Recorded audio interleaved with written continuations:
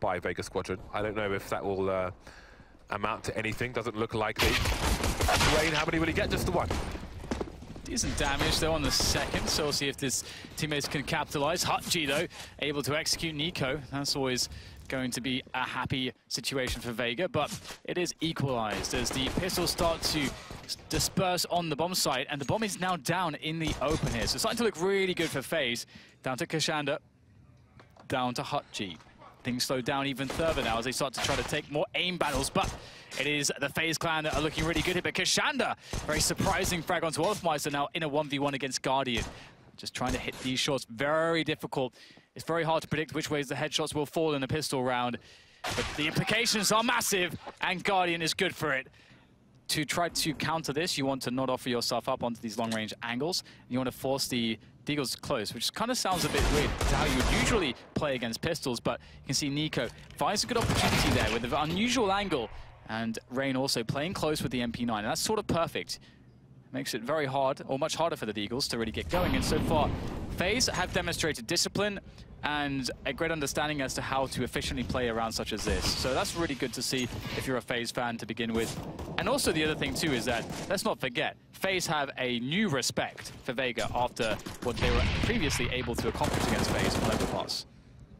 Vega Squadron earning notoriety for a team who are not comfortable to play against due to their aggression from the CT side. That's curious though, it's curious to me that people don't like to play against them. I think 2 people might have the money for an AWP in the next round, although that may not be so likely. Perfect Boys is the call towards the FaZe clan. FaZe clan are to our immediate left, and Vega Squadron on the other side, facing the chicken coop. Well then, you'll be the one AWP, and this time FaZe will get into Pop Dog fairly quickly indeed. Oh no, we see what Vega can do with Mac-10s. But it will be a forward position for Rain to do the damage that they try to split outside. Oh my god, Rain absolutely annihilating them so far. Spray almost good enough to finish off the last player, but it'll be Olofmeister in position to catch that one. Great round there from Rain, and playing forward positions when there's no alley presence is really powerful, and that's why I think the alley presence will start to come into play from Vega. I think that's something they need to do. They need to start pressuring that position. In at the B bomb site. So now there's 3 with Olofmeister playing up close, and you see the grenades from FaZe Clan to try and delay things. Rain going back though. FaZe Clan conscious that they've got nobody close. Pop. And the smokes down. Guardian, how does he miss all 3 players? I don't know. Olofmeister only good for the 1 kill, and Rain's gone down as well. Now there are big problems. Guardian missing again. Yeah, this is getting a bit hairy now for FaZe.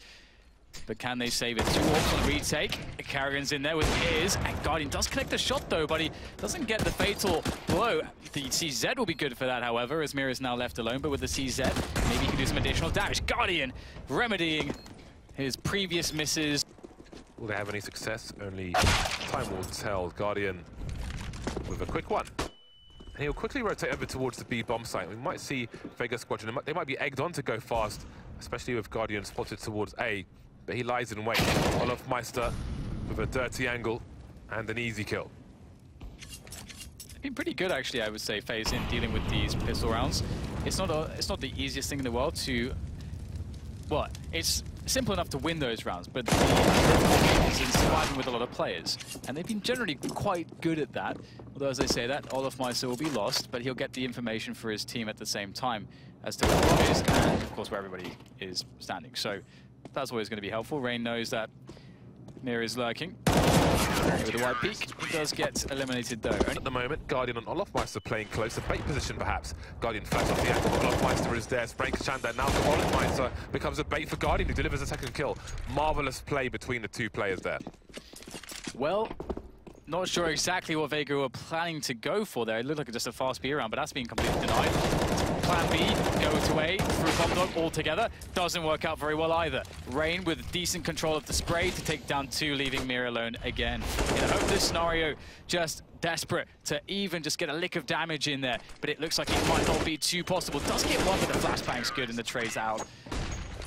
So, again, Vega Squadron are facing the Vega Squadron problem, where if you win 1 round, it's not enough, you've got to win 2, 3. Because if you get reset, you might as well start typing GG. There's Nico. Does he realize? Yes, he does. There we go. Nico knows. Spidey's tingling. And that's just Vega Squadron trying to take normal map control of the upper B area. Carrigan playing deep once again. That grenade's going to bounce, and there goes Mir. JR almost in stereo fashion. Guardian playing well with rifle support across the map. That was a very sick setup. Like that bait setup, you expect the AWPer just to be there on the angle. You think you're safe, and then there is there's a rifler in the off angle to kill you. That is just amazing from FaZe. Honestly, that was such sick play on Ali. That's something. That's a setup that you should definitely try to steal if you can. Simple but very effective, and that's been the motto, I think, for FaZe. And the way that they played Train, we saw it previously in the Challenger stage. Amazing play on Train from them. Just very simple but very effective. And also, Carrigan's been making good calls as to when to go for these plays. Yeah, it seems FaZe Clan are taking a lead out of Vega Squadron's book. Olofmeister now flanking in a 5 versus 1 situation. Kashanda on the ramp. Guardian looking for him, but Olofmeister's coming in from the back. And Olofmeister has been standing on the high ground for the last 20 or more seconds. So it seems just almost inspired from Vega Squadron. FaZe have been falling over money. Now they've had to spend some. Back into a normal situation. Again, they've gone for the opportunist second AWP, but Guardian continues to fire off. Maybe he's the one for GoTV as he currently stands at 14 for 2. Two teammates not far behind him though, so take your pick. This match is all FaZe Clan at the moment. Hudgy and Kashanda establishing upper B control, finally. Mir making his way towards Ivy. It's such a hard spot for Vega. They must really feel like nothing is something that they can rely on. They have no consistency. FaZe have been doing very well and making these very efficient setups and plays at a high value to essentially eliminate certain positions away from Vega. Put them in hard spots. But here we go. This is what I was talking about earlier. Okay, Nico just gets the spray straight through the smoke. Oh my goodness. Insult added to injury. What can they do here? 3 left. Kashanda and Hutchie on double AWP. Now in a 3 versus 5. That's going to be interesting. Can't find anything though. There is one. Gets himself a frag. Nico defends though by the green train, by the hell position. And that's going to make things very impossible now for Vega Squadron. 2 AWPs.